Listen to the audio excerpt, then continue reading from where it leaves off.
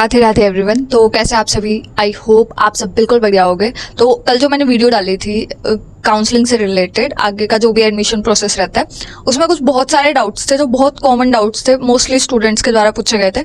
तो उन सभी डाउट्स को आज मैं आंसर करने वाली हूँ। उसके साथ ही रिजल्ट से रिलेटेड बहुत सारे स्टूडेंट्स का पूछना था कि दी रिजल्ट कब आएगा, रिजल्ट कब आएगा। तो रिजल्ट आपका जल्दी ही आ जाएगा। अभी आज मोस्ट प्रोबेबली, कल वैसे आना था बट नहीं आया, तो आज आ जाएगा आपका रिजल्ट। ठीक है। कुछ जो डाउट्स मुझसे पूछे गए थे कल वाली वीडियो में, उनके आंसर आज मैं देने वाली हूँ।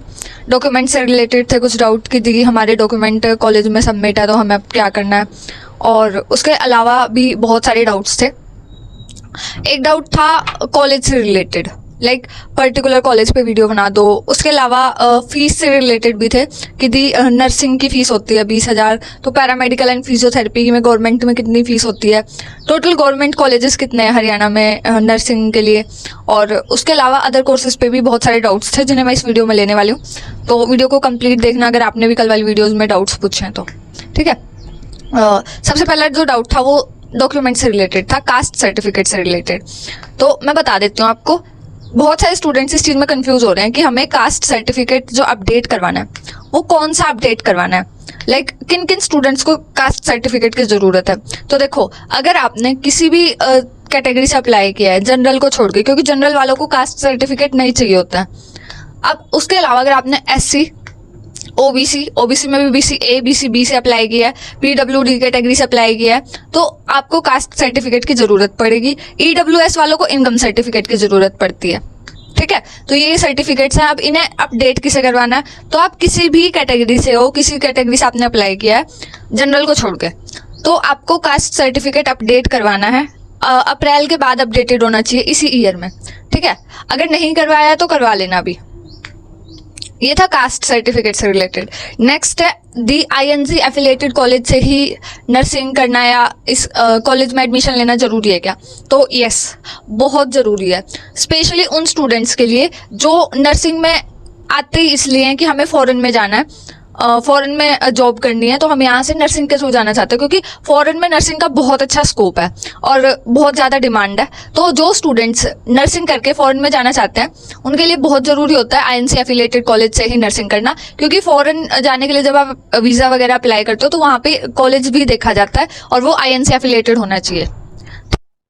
तो अगर आप ऐसे कॉलेज से नर्सिंग करते हो जहाँ जो INC एफिलिएटेड नहीं है, तो आप का ये सब फॉरेन जाने का सपना भी रुक सकता है। ठीक है। उसके अलावा जो स्टूडेंट्स, कई बार क्या होता है सेंटर में जो वैकेंसीज निकलती हैं उनमें भी उन स्टूडेंट्स को लाइक उनका सिलेक्शन रोक दिया जाता है इस वजह से कि उनकी जो BSc की डिग्री है वो INC एफिलिएटेड कॉलेज से नहीं है। ठीक है। तो इसीलिए INC एफिलिएटेड कॉलेज से डिग्री कर लेना जरूरी है। तो इसीलिए आप कॉलेज अभी देखो, आज रिजल्ट आ जाएगा एंड रिजल्ट और काउंसलिंग के बीच में टोटल आपको 20 to 25 डेज का गैप मिलता है। उन दिनों में आप कंप्लीट अच्छे से जान कर कि कौन सा कॉलेज आपके लिए अच्छा रहेगा, कौन सा कोर्स अच्छा रहेगा, ये सब कुछ देख के अपने मार्क्स के अकॉर्डिंग तभी किसी कॉलेज में एडमिशन लेना, उसके लिए अप्लाई करना, उसे प्रेफरेंस लिस्ट में रखना काउंसलिंग के टाइम पे। ठीक है। बाकी रिजल्ट को देख के आपकी जो कट ऑफ है वो जल्दी जारी हो जाएगी। नेक्स्ट वीडियो रिजल्ट आते ही मेरी नेक्स्ट वीडियो कट ऑफ पे ही होगी। ठीक है। अपना स्कोर भी जरूर बताना फिर मुझे। उसके अलावा एक डाउट था कि डी DDO एंड सफीदो की फीस बता दो। गवर्नमेंट कॉलेजेस, तीनों गवर्नमेंट कॉलेजेस की फीस सेम रहती है 20,000। ठीक है। प्राइवेट कॉलेजेस की फीस आपसे 60,000 स्टार्टिंग में ली जाती है, कुछ फीस होती है वो कॉलेज जाने के बाद ली जाती है। प्राइवेट कॉलेजेस में आपकी फीस 1 लाख के अप्रोक्स पड़ती है। ठीक है। और हॉस्टल भी होते हैं उनके। अगर आपके आसपास कोई प्राइवेट कॉलेज है तो आपको वो कहीं ना कहीं कम में पड़ सकता है private college, otherwise private college की फीस बहुत ज़्यादा होती है। और उसके साथ ही बहुत सारे स्टूडेंट्स ये पूछे थे कि दी गवर्नमेंट कॉलेज के बाद कौन सा कॉलेज होता है जो बेस्ट कॉलेज जिसे हम कह सकते हैं जिसमें एडमिशन लेना अच्छा रहता है, तो वो सेमी गवर्नमेंट कॉलेज होता है MAMC Agroha, Maharaja Agrasen medical college. ठीक है। वो बहुत अच्छा कॉलेज है, खुद का हॉस्पिटल है और वहाँ पे क्लिनिकल प्रैक्टिस भी अच्छी होती है। ठीक है। तो उसके बाद उसी की प्रेफरेंस है। नेक्स्ट इज फीस स्ट्रक्चर पूछा था।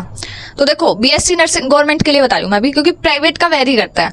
हर प्राइवेट कॉलेज का जो फीस स्ट्रक्चर है वो अलग रहता है। अगर आप कहोगे किसी पर्टिकुलर कॉलेज पे तो उस पर मैं वीडियो बना दूंगी। ठीक है। पर्टिकुलर कॉलेज में भी मेंशन कर देना नेक्स्ट इज फीस स्ट्रक्चर से रिलेटेड पूछा था। तो देखो बीएससी नर्सिंग की अगर मैं बात करूं तो वो 20,000 रहती है। उसके बाद नेक्स्ट फिजियोथेरेपी की भी सेम रहती है बीएससी नर्सिंग की तरह, ठीक है। और उसके अलावा पैरामेडिकल कोर्सेज में 9,000 होती है फीस। पैरामेडिकल कोर्सेज की फीस कम होती है इनसे, ठीक है। बट मैं ये कहूँगी पैरामेडिकल कोर्सेज अगर आप चूज कर रहे हो तो पैरामेडिकल ये पर ईयर है, ठीक है, ईयरली फीस है।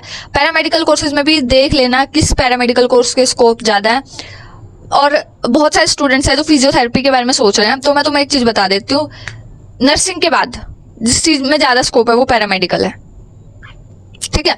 फिजियोथेरेपी अच्छा कोर्स है बट इसमें स्कोप लाइक मैंने पहले भी वीडियो बनाई हुई है इस चीज़ पे, अगर आपको होगा तो मैं दोबारा वीडियो बना दूंगी हर स्पेसिफिक कोर्स पे किसके फ्यूचर में कितने स्कोप है, ठीक है। बट मैं कहूँगी पैरामेडिकल में ज़्यादा स्कोप है फिजियोथेरेपी से, ठीक है। बाकी आपका इंटरेस्ट भी मैटर करता है, आप किस चीज़ में इंटरेस्टेड हो, ठीक है। अगर आपको यूँ है कि मुझे इस पर्टिकुलर फील्ड में ही जाना है, इसमें ही मेरा इंटरेस्ट है, तो उसी में जाना, क्योंकि अगर आपका इंटरेस्ट किसी चीज़ में है ना तो उसके लिए अपॉर्चुनिटी आप खुद क्रिएट कर सकते हो, ठीक है। इंटरेस्ट बहुत ज़्यादा मैटर करता है। नेक्स्ट डॉक्यूमेंट से रिलेटेड एक स्टूडेंट ने पूछा था कि दी डॉक्यूमेंट्स मेरे कॉलेज में सबमिट है तो क्या करना है मेरे को, डॉक्यूमेंट्स वहाँ से कैसे लेने हैं। तो वो उसके लिए आपको कॉलेज से लेने होते हैं डॉक्यूमेंट्स। ऐसा नहीं चलेगा कि यहाँ पे आप बोलो जब डॉक्यूमेंट वेरिफिकेशन करवाने आओ कि हमारे तो कॉलेज में सबमिट थे, उन्होंने देने से मना कर दिया। कोई मना नहीं करता। अगर आप काउंसलिंग के टाइम पे, जब काउंसलिंग शुरू होगी उस टाइम पे आपको लगता है इस राउंड में कॉलेज मिल जाएगा, वहाँ से जल्दी ही निकलवा लेना डॉक्यूमेंट्स। कॉलेज में एप्लीकेशन देनी होती है डॉक्यूमेंट्स लेने के लिए, तो वहाँ पे आप पूछ लेना वहाँ टीचर से कैसे डॉक्यूमेंट्स वापस मिलेंगे, ठीक है। मिल जाते हैं डॉक्यूमेंट्स। बट यहाँ पे अगर आपने ये चीज़ बोल दी कि फोटोकॉपी ले आए कि वहाँ पे ओरिजिनल है, तो यहाँ से आपको तभी काउंसलिंग से बाहर कर दिया जाएगा, ठीक है। एडमिशन भी नहीं होता अगर और डॉक्यूमेंट्स में कुछ मिस्टेक या फिर आप डॉक्यूमेंट्स नहीं सबमिट करवाओगे तो, ठीक है। ओरिजिनल डॉक्यूमेंट्स ही चाहिए यहाँ पे, और उसके साथ ही फोटोकॉपी भी चाहिए होती है, तो डॉक्यूमेंट्स सारे करने पड़ेंगे। एक था दी अगर हम एक बार जैसे फर्स्ट राउंड में कोई कॉलेज मिल गया, उसके बाद अगर हम सेकंड राउंड में जाते हैं तो फर्स्ट राउंड में मिला वो कॉलेज, उसका क्या होगा बाद में। अगर देखो उससे पहले ये जो प्रीवियस काउंसलिंग हुई थी लास्ट ईयर, उससे पहले ऐसा था कि जो कॉलेज आपको मिल गया आप उसके बाद भी नेक्स्ट राउंड में जा सकते हो। बट प्रीवियस ईयर ऐसा था, कर दिया था इन्होंने कि अगर आपको कोई कॉलेज मिल गया, आपको नेक्स्ट राउंड में जाना है, तो वो प्रीवियस टाइम जो आपको काउंसलिंग में कॉलेज मिला वो आपको छोड़ना होगा, ठीक है। और अगर आपको वही कॉलेज दोबारा मिल गया, क्योंकि होता है कई बार कि आपसे दूसरी कैटेगरी के किसी स्टूडेंट को आपसे कम स्कोर पे वो कॉलेज मिल जाता है, क्योंकि कैटेगरी भी मैटर करती है बहुत ज़्यादा। कास्ट सर्टिफिकेट है ना जिसके पास, क्योंकि कैटेगरी के अकॉर्डिंग कट ऑफ भी वेरी करती है, तो उसके अकॉर्डिंग अगर ऐसा होता है तो आपकी जो सीट है, मान लो आपको फिर से उसी कॉलेज में मिल गया, अपग्रेड होकर नहीं मिला कॉलेज, तो आपको अपनी डॉक्यूमेंट वेरिफिकेशन दोबारा करवानी पड़ेगी, ठीक है। और उसके अलावा कॉलेज छोड़ना होता है, अगर आपको नेक्स्ट राउंड में जाना है तो कॉलेज छोड़ना होगा पहले, ठीक है। तो होता है ऐसा, वो कॉलेज आपको आप छोड़ चुके हो उसकी सीट, तभी आपको नेक्स्ट राउंड में पार्टिसिपेट कर पाओगे आप, ठीक है। तो ये थे आपके काउंसलिंग रिलेटेड डाउट्स। कुछ डाउट्स लाइक उस वीडियो पे बहुत सारे डाउट्स थे, सबको एकदम से आंसर करना बहुत टाइम लेगा, इसलिए मैंने कुछ डाउट्स आज ले लिए हैं। और स्टूडेंट्स के जो भी डाउट्स हैं इस वीडियो के कमेंट्स में पूछ लेना, या तो मैं उस पर नेक्स्ट वीडियो बना दूंगी या कोशिश करूंगी आपके डाउट्स को आंसर करने की रिप्लाई के थ्रू, ठीक है।